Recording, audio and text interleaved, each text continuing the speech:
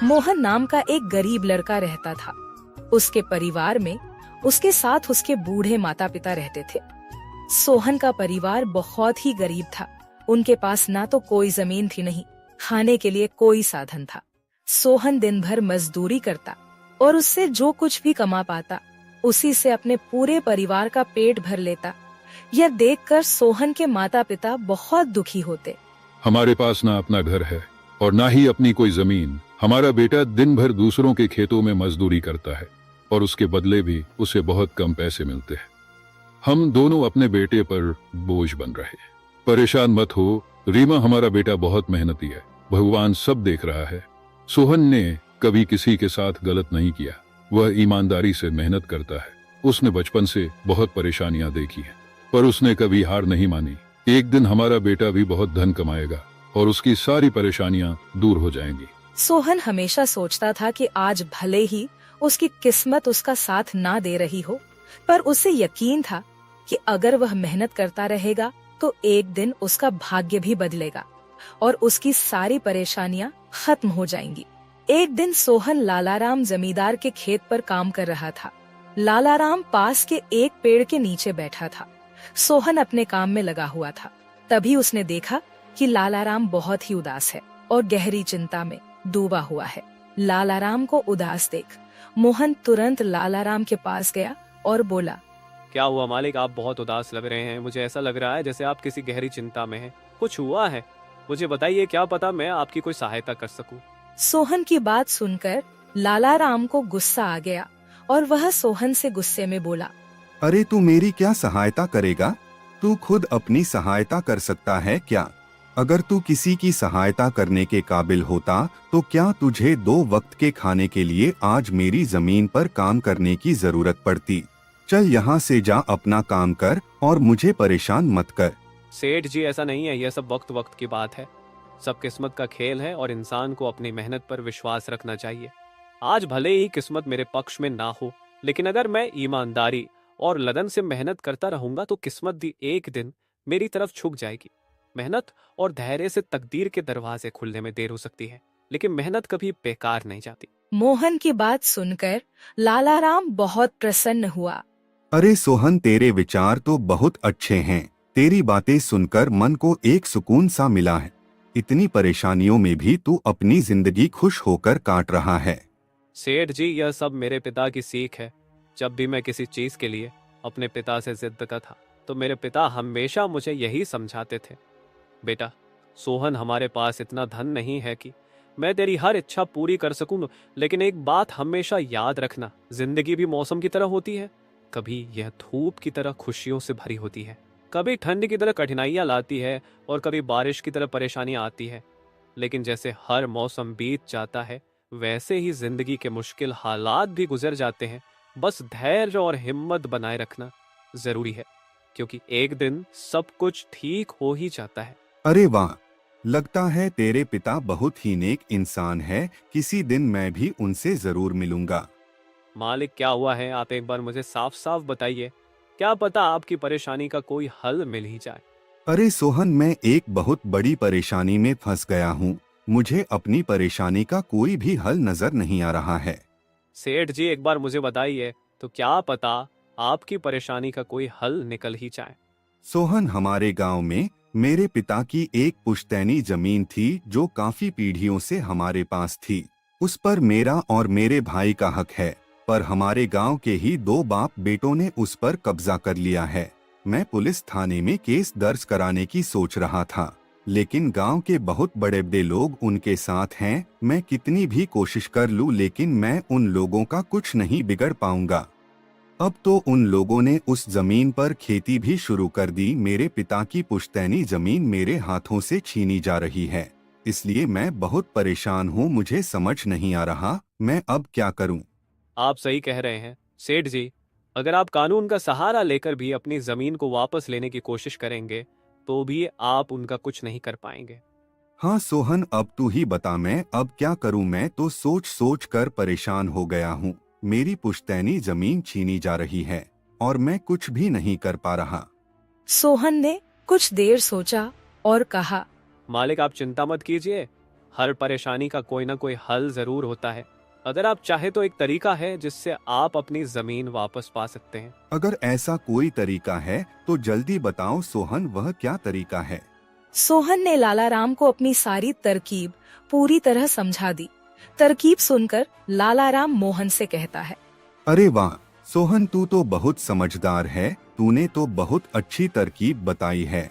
ऐसे तो मेरी जमीन मुझे जरूर मिल जाएगी। मैं तुझसे वादा करता हूँ, अगर तेरी यह योजना सफल हुई तो मैं अपनी जमीन का एक हिस्सा तेरे नाम कर दूंगा। अरे मालिक, आप ऐसा क्यों कह रहे हैं? आप मेरे मालिक हैं। आपकी वजह से मुझे अपने घर के लिए 2 वक्त का खाना मिल जाता है। आपकी मदद करना तो मेरा फर्ज है। मुझे आपकी जमीन नहीं चाहिए, ठीक है? सोहन, तुम बहुत नेक इंसान हो। कल से तुम इस काम पर लग जाओ। सोहन फिर से खेत में अपने काम पर लग जाता है। अगले दिन सोहन जगत और विनोद नाम के उन बाप बेटों के पास पहुंच जाता है जिन्होंने लालाराम की जमीन पर कब्जा कर रखा था। नमस्कार सेठ जी, मैं यहाँ से गुजर रहा था तो पास के लोगों ने बताया कि आपके यहाँ काम के लिए मजदूर की जरूरत है। क्या आपके यहाँ मुझे भी कोई काम मिल सकता है? अरे अरे, कौन हो तुम? तुमसे किसने कह दिया कि यहाँ मजदूर की जरूरत है? यहाँ किसी मजदूर की जरूरत नहीं है। सेठ जी, मैं एक मजदूर हूँ। पास ही के गांव में रहता हूँ, काम की तलाश में इधर उधर भटक रहा हूँ। हर दिन कहीं ना कहीं काम मिल जाता है, बस उसी काम को करके अपना पेट पालता हूँ। कभी खेती कर लेता हूँ तो कभी कोई मजदूरी। यह तो ठीक है, पर हमारे यहाँ फिलहाल कोई काम नहीं है। सेठ जी, मैंने तो सुना है कि आप लोग इस गांव के सबसे बड़े जमींदार हैं।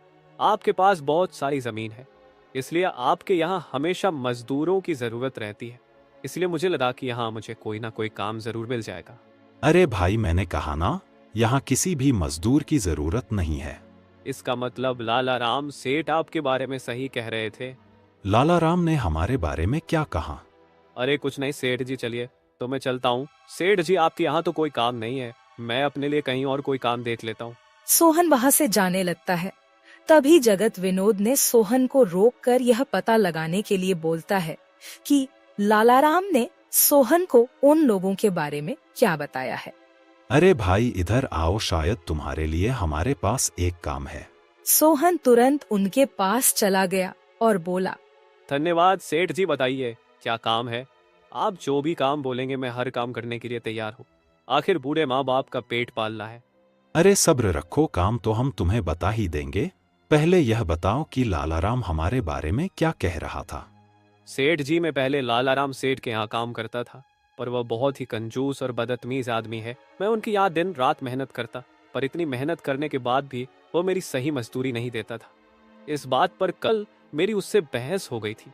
फिर क्या हुआ? लालाराम ने हमारे बारे में क्या कहा?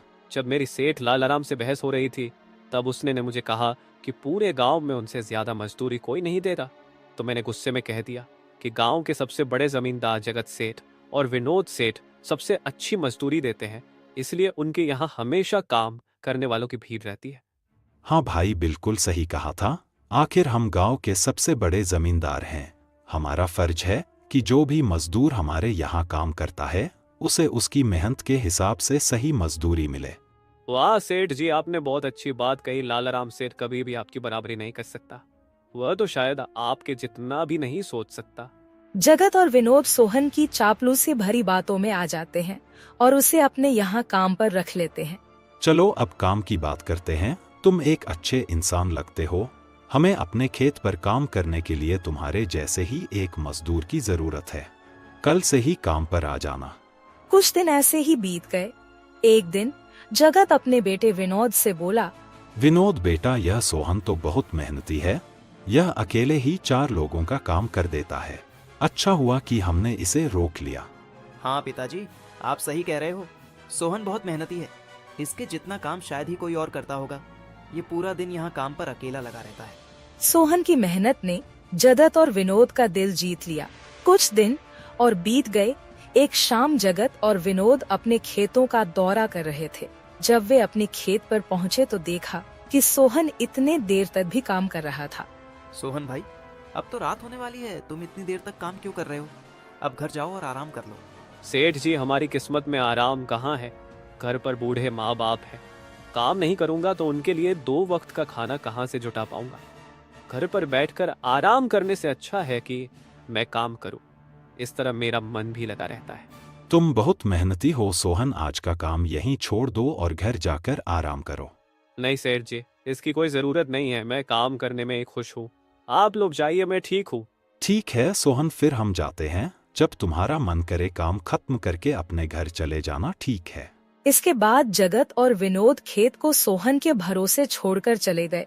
अगली सुबह जब विनोद और जगत अपने खेत पर लौटे तो देखा कि वहाँ पुलिस खड़ी है। पुलिस को देखकर दोनों दौड़ते हुए आए और पूछा, क्या हुआ थानेदार साहब, आप यहाँ क्या कर रहे हैं? क्या यह जमीन तुम दोनों की है? हाँ थानेदार साहब, यह जमीन हमारी है, हमारे पास इसके कागजात भी हैं। फिर तो तुम दोनों को ले जाकर जेल में डालना ही पड़ेगा। यह क्या कह रहे हैं थानेदार साहब, हम कुछ समझे नहीं, आप क्या कहना चाह रहे हैं? अभी तुम दोनों बहुत अच्छे से समझ जाओगे, वह देखो तुम्हारी जमीन से क्या निकला है। थानेदार के कहते ही दोनों बाप बेटे जब पलट कर देखते हैं तो वहाँ उनकी जमीन में एक लाश दबी हुई थी जिसमें सिर्फ कंकाल बचा था। यह देखकर दोनों बाप बेटे डर जाते हैं। थानेदार साहब, यह किसकी लाश है और यह हमारे खेत में कहाँ से आ गई? अब बहाने मत बनाओ, पहले लोगों को मारो फिर उन्हें अपनी जमीन में गाड़ दो, और अब कह रहे हो कि यह क्या है? नहीं थानेदार साहब, हमें नहीं पता कि यह सब क्या है। यह लाश यहाँ कैसे आई, हमें कुछ नहीं पता। अब झूठ मत बोलो, अगर फांसी नहीं हुई तो कम से कम तुम दोनों को उम्र कैद की सजा तो जरूर मिलेगी। फांसी और उम्र कैद की बात सुनकर दोनों बाप बेटे डर गए और थानेदार के सामने गिड़गिड़ाने लगे। थानेदार साहब, हम इस लाश के बारे में कुछ नहीं जानते, हमें नहीं पता यह लाश किसकी है और इसे यहाँ कौन गाड़ कर चला गया। इस मामले से बचने के लिए दोनों ने कुछ तरकीब सोचनी शुरू की। तभी सोहन वहाँ आ जाता है। अरे सेठ जी, यह पुलिस यहाँ क्यों आई है? क्या हुआ है? सोहन देखो, पता नहीं कहाँ से हमारी जमीन में यह कंकाल आ गया है। मालिक, यह कंकाल यहाँ कहाँ से आ गया? ये तो बहुत गंभीर बात है। हाँ सोहन, पता नहीं यह कंकाल यहाँ कहाँ से आया है और थानेदार साहब को लगता है कि इसे हमने यहाँ मारकर गाड़ा है।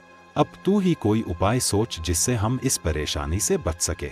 तीनों को आपस में खुसर फसर करते देख थानेदार ने कहा, अब कोई तरकीब मत बनाओ, तुम दोनों बाप बेटों में से कोई एक तो जरूर जेल जाएगा। अब तुम ही तय करो जेल कौन जाएगा। थानेदार साहब, थोड़ा सा समय दीजिए, हम तय कर ले कि जेल कौन जाएगा। मैं बस 5 मिनट देता हूँ, जल्दी से फैसला करो कौन जाएगा जेल। सोहन, जगत और विनोद थोड़ी दूरी पर जाकर बात करने लगे। देखो मालिक, दोनों के फंसने से अच्छा है कि कोई एक फंसे। अब सोचिए कौन जाएगा। हम दोनों में से कोई भी जेल नहीं जाना चाहता। सोहन भाई, कोई उपाय सोचो जिससे हम दोनों इस मुसीबत से बच सके। मालिक, एक बात कहूँ, इस कंकाल को देखकर ऐसा लगता है कि इसे काफी महीने पहले जमीन में दबाया गया होगा। जगत फांसी की बात सुनकर पहले ही डर गया था और सोहन की बात सुनते ही उसने फटाफट पूरी कहानी सोहन को बता दी। देखो सोहन भाई, सच कहूँ तो यह जमीन हमने कुछ महीने पहले ही लालाराम से हड़प ली थी। विनोद की बात सुनकर मोहन ऐसा दिखाने लगा जैसे उसे कुछ पता ही ना हो। क्या क्या कहा मालिक आपने? ये जमीन हड़पी थी, मुझे कुछ समझ नहीं आ रहा, जरा साफ साफ बताइए। जगत ने जमीन हड़पने की पूरी कहानी सोहन को बताई। पूरी कहानी सुनने के बाद सोहन ने कहा, मालिक, मेरे पास एक तरकीब है जिससे सांप भी मर जाएगा और लायत ही भी नहीं टूटेगी। जल्दी बताओ सोहन भाई, क्या तरकीब है? तरकीब बताने से पहले मुझे यह बताइए कि आप लोगों के लिए क्या ज्यादा जरूरी है, यह जमीन या आप दोनों की जान? सोहन, इसमें पूछने वाली कौन सी बात है? हमारे लिए जमीन से ज्यादा हमारी जान प्यारी है। तो एक काम कीजिए मालिक, आप सबसे पहले जाकर थाने आर को बताइए कि यह जमीन सेठ लालाराम की है। आप उनसे बोलिए कि हमने तो कुछ महीने पहले ही यह जमीन बस काम करने के लिए उनसे ली थी, बाकी का काम मैं संभाल लूंगा। अरे सोहन, लेकिन इससे तो हमारी जमीन हमसे छिन जाएगी, फिर क्या होगा? नहीं मालिक, शायद आप मेरी तरकीब समझ नहीं पाए। जब आप थानेदार को बताएंगे कि यह जमीन सेठ लालाराम की है तो पुलिस किसे गिरफ्तार करेगी? सेठ लालाराम को। और जब लालाराम जेल चला जाएगा तब आप लोग फिर से जमीन पर कब्जा कर सकते हैं। इससे आप लोग भी जेल जाने से बच जाओगे और जमीन भी आपके ही के पास रहेगी। सोहन की तरकीब सुनकर दोनों बाप बेटे दंग रह गए। वाह सोहन भाई, तुम तो बहुत होशियार हो। आज तक तुमने हमें अपने काम से खुश किया था, अब तुम्हारी बुद्धि हमारी जान भी बचाएगी। इसके बाद तीनों थानेदार के पास गए और मोहन ने जो कुछ कहा था वही बात दोनों बाप बेटे थानेदार से कहने लगे। थानेदार साहब, यह जमीन हमारी नहीं है। हमने कुछ महीने पहले ही काम करने के लिए यह खेत लालाराम सेठ से लिया था। वह जब खुद फंस गए हो तो अब किसी और को फंसाकर अपनी जान बचाना चाहते हो ना? साहब, अगर आपको हमारी बात पर यकीन नहीं हो रहा तो आप सोहन से पूछ लीजिए। वह हमारे साथ बस कुछ दिनों से ही काम कर रहा है। इससे पहले वह सेठ लालाराम के यहाँ काम करता था। बोलो सोहन, यह जमीन किसकी है? थानेदार साहब, ये जमीन सेठ लालाराम की है। जगत सेठ और विनोद सेठ ने तो बस कुछ समय से इस जमीन पर खेती कराना शुरू किया है। सोहन की बात सुनकर थानेदार ने सोहन से कहा, सेठ लालाराम को बुलाने के लिए कहो। सोहन, तुम एक काम करो, जाओ और सेठ लालाराम को बुलाकर लेकर आओ। सोहन तुरंत जाकर सेठ लालाराम को बुला लेता है, परंतु लालाराम अपने साथ गांव के सरपंच को भी अपने साथ ले आता है। यहाँ क्या हो रहा है? यहाँ इतने लोग क्यों जमा है? देखिए सरपंच जी, इन दोनों की जमीन से एक कंकाल निकला है और अब यह लोग कह रहे हैं कि यह जमीन इनकी नहीं है बल्कि सेठ लालाराम की है। थानेदार ने सरपंच जी को पूरी कहानी सुना दी। अपने आप को फंसा देख जगत ने सरपंच से कहा, नहीं सरपंच जी, यह जमीन हमारी नहीं है। हम यहाँ बस कुछ समय से काम कर रहे हैं। आप हमारे मजदूर मोहन से पूछ लीजिए। हाँ थानेदार साहब, यह जमीन सेठ लालाराम की है। मैं कैसे मान लूं कि यह जमीन लालाराम की है?